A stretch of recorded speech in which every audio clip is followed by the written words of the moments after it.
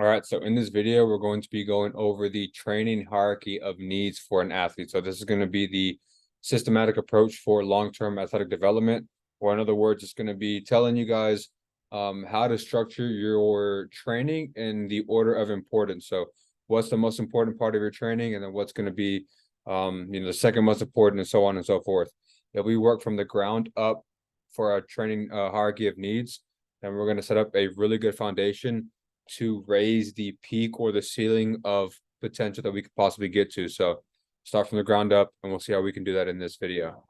So looking at the program hierarchy of needs pyramid, we look from the bottom up, so from the ground up, and we're looking to build a foundation from that ground up. So the bigger the foundation, so the bigger the bottom part of the pyramid, and so on and so forth, the higher the peak potential that we can get to. So if we lay a good foundation of skill acquisition, then we're going to have a good foundational work capacity. And then building that, it's going to improve the ability to have foundational strength. From there, we have a good foundation of strength. We can build a lot of power and speed. And then we get to the top, and that's where we can really focus on hypertrophy and integration. So the most important part of our training is going to be at the bottom.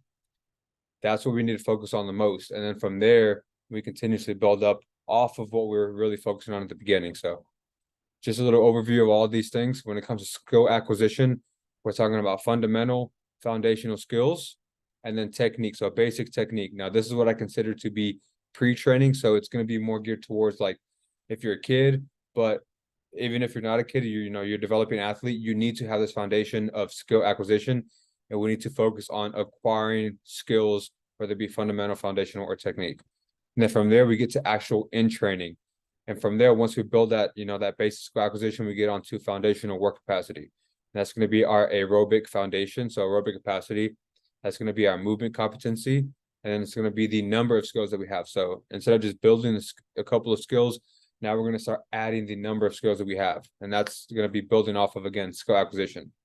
Then building off a foundational work capacity, we get higher to our foundational strength. So this is going to be the third most important thing that we train with.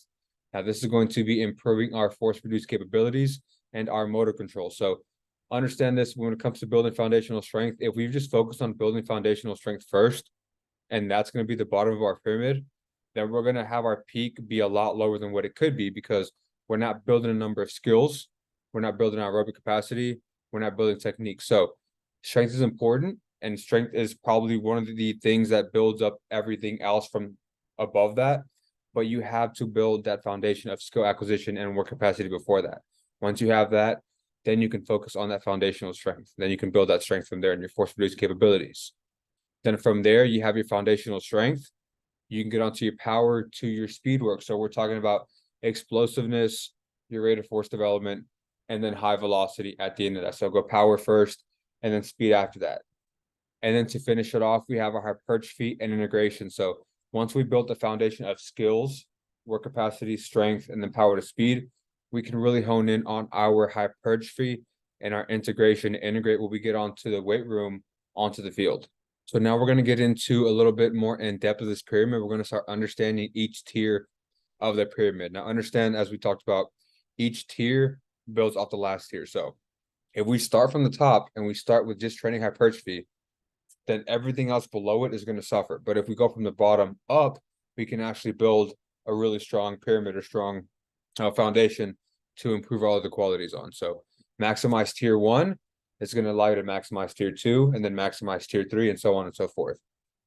So starting off with skill acquisition, which is going to be pre-training. This is going to be the building of fundamental and foundational skills via games, expression, and fun. Now, I like to do this through just letting kids be kids, letting younger athletes be younger athletes, and just express themselves. It can be something from as simple as a game of tag, or playing in the front yard, playing games, or if they get into training with you or training, just giving them environments to express themselves with and have fun. On top of that, skill acquisition is going to be building the technical aspects of different skills. So you might think of something as simple as acceleration, just hey, run low to high. They can get that pretty easily. So building technical aspects of different skills. And then 3 is going to be a very high amount of learning. So it's going to be about the learning of movements and then setting movement foundation. So we're talking about improving your balance, your posture, stability, and then patterns, like your 4 basic patterns: a push, pull, hinge, and a squat. That's going to be the skill acquisition portion of the pyramid. So that's going to be the first most important thing to focus on. We have to focus on this before everything else. And then off of that, we get into your next tier, your foundational work capacity. So this is when we get into the bioenergetic development of energy systems. From there, you get to 2, increase cardiovascular function and aerobic capacity to build an overall general fitness. This is going to allow you to mitigate the fatigue that you get, improve your ability to do more work repeatedly, and it's going to give you a strong foundation to build off all energy systems by building a strong aerobic base and cardiovascular function. Then from there, 3, increase the total amount of skills. So say you build a couple skills at the beginning, then you really want to start adding on to different skills. Like say I'm building a squat and a hinge, then I may build on some more skills like a unilateral squat and a unilateral hinge and maybe a snap down or something very simple, but something that we're getting to build a bunch of different skills on. If we can build skills and then continuously add more skills, we're going to set a really good foundation to improve everything else from strength, power, speed, hypertrophy, and so on and so forth.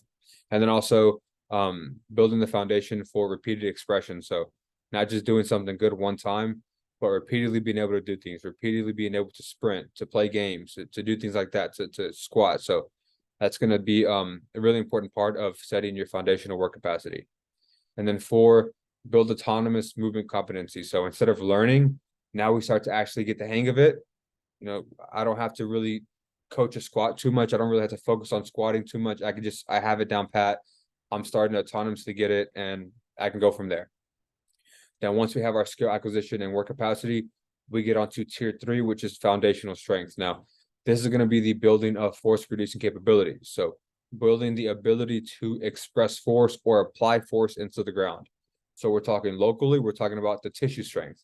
And we're talking globally, we're talking about the nervous system's ability to recruit motor units, but that's going to be an important part of your foundational strength. And then 3, increasing robustness of the system of the body, and then setting the foundation of proximal stiffness or core strength. So everything starts well from the ground up, but your core is going to be a really important part to get distal output from. So if I have a strong core, my arms and legs can work as whips around my core, and that'll set the core is going to set that good foundation of strength. After that, after you build foundational strength, you get onto your power to speed tier. This is going to be tier 4. Now, what power to speed is increasing the ability to express force in very small time windows. So being able to do work fast or with high velocity.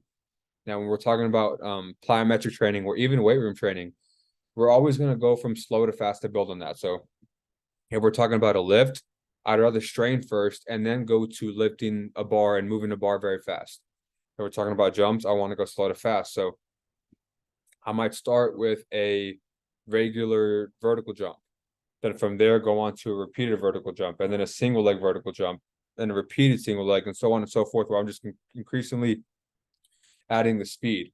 Or go from extensive, so very low level plyometrics, where we can get high amount of reps, not a lot of output, to intensive. So extensive builds the base, then intensive acts on it, and then increases the amount of maximum output that we can get. And then 3, increasing the speed of contractions and reactivity as the athlete progresses. So increasing how fast you're moving over time. Always go slow to fast, power to speed. And then once we built the foundation of skills, work capacity, strength, and power to speed, then your focus can start shifting onto integration and hypertrophy. Now, integration is just increasing the body's ability to handle variability, detect and respond, and maintain function as a whole. So we're just integrating the body as a whole. And then when it comes to hypertrophy, this is the focus on hypertrophy where it's needed. So this can be, building more robust fascia. It can be increasing soft tissue, increasing your muscular size if you need it, joint hypertrophy for robustness and things like that. So that's going to be the last part on top of all the things that we've done. So we go from skills, capacity, strength, power to speed, and then integration, hypertrophy. And understand this at the end, that aesthetic is just icing on the cake. So you can look good all you want, but if you don't have a base of skill acquisition and you want to start off with hypertrophy as your tier 1, that's what you want to build everything else off of, you're going to lack a lot of skills that you need. You're going to lack a lot of aerobic capacity that you need. You're going to lack the strength that you need, and then you're going to lack the power and speed that you need to be successful at your sport. So Same thing if you were to start off with power to speed. If you're starting off with trying to move load fast, then you're building your foundation with this, and then you're going to have a really short peak, as opposed to if you're building your base with skills and capacity, and then you have a higher peak to, set your foundation for long-term athletic development. So start from tier 1 onto tier 5. Make sure that your focus isn't on hypertrophy or speed or strength first. We have to start with skills and then build from there. So to dive even deeper, now we're going to talk and finish off with training for each tier. So when it comes to that skill acquisition tier, pre-training, this is just training this with allowing for free expression in open environments. So we're talking game, or we're talking about playing different sports, and then we're talking about accomplishing different tasks. Now you can also do this through introducing low-level skills. So skill acquisition is building the base of skills, fundamental and foundational. So we're talking about learning how to come to balance, learning how to accelerate, proving patterns, learning how to skip, learning how to crawl, learning how to roll. These are all low-level skills that can be deemed as fun, especially for a younger athlete who's, preteen. So this is a really important part of training to build off of. And even if you're an older athlete, you need to build the skills that are going to be relevant to you and your sport and your task before you get on to everything else that you train. And then lastly, when it comes to skill acquisition, is training the fundamentals. So this could be the fundamentals of your sport, the fundamental skills. It'd be anything that's just fundamental in level. After that, you get to training for the second tier, training for foundational work capacity. Now, this can be trained by just spending time outside, having fun, playing games, playing street ball if you're a younger athlete, or just going outside and running and doing things outside. This is also defined by accumulation of either tempo, load, reps, or field work. So if I'm an athlete who's trying to build my capacity, I'm going to slowly increase the amount of tempo that I accumulate over time. Or if I want to get, I want to do this by means of load, I'm just adding load over time, or I'm adding reps, or I'm going to the field and I'm adding a couple more sprints, or, conditioning sets every single, day or every time that I'm out there. So you're just accumulating in order to build a really strong foundation of what you can handle. The foundational work capacity tier is also a time for you to introduce new skills in the weight room and field. So if you're just starting off with squat, hinge, push, pull, I might get onto a split stance push. I might get onto a clean. That's going to be like a combo, or unilateral, reverse lunge. So we're introducing new skills in the weight room and on the field as well. So I might start to introduce more, gallops, bounds. I might introduce more multi-directional work, or maybe some max velocity buildups. But I'm just spending, or some new skills with max velocity. But I'm just spending time introducing new skills to really increase my bag. So increase the amount of tools that I have in my bag and skills that I have that I can build off of. And then you build this lastly by steady state work first, and then going on to interval based work after. So train aerobically first, set that aerobic foundation, and then get on to more anaerobic repeated outputs after you build that aerobic base. Then 3, foundational strength. This is where we just increase load and strain over time. So simply put, it's just progressive overload. This is just getting that, accumulation and adding more and more total volume load to it.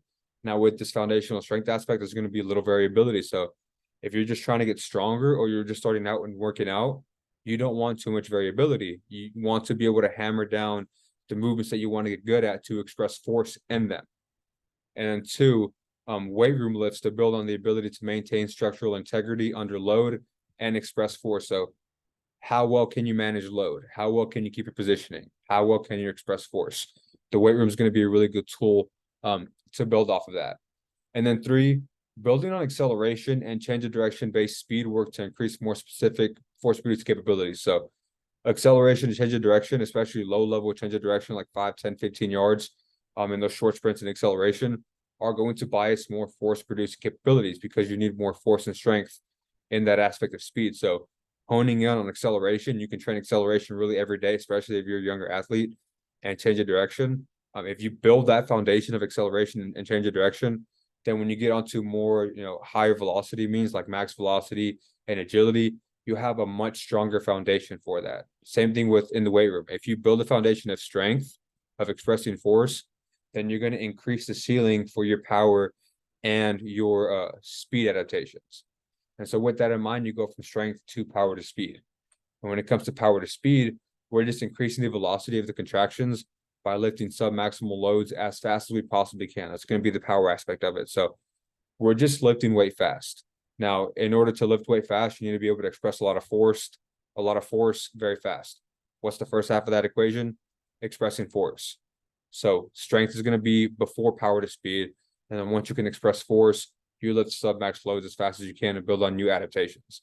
And then 2, the introduction to plyometrics. So again, going from slower and loaded jumps to faster and unloaded jumps to the fastest and assisted jumps. So slow to fast is going to be how you transition from power to speed.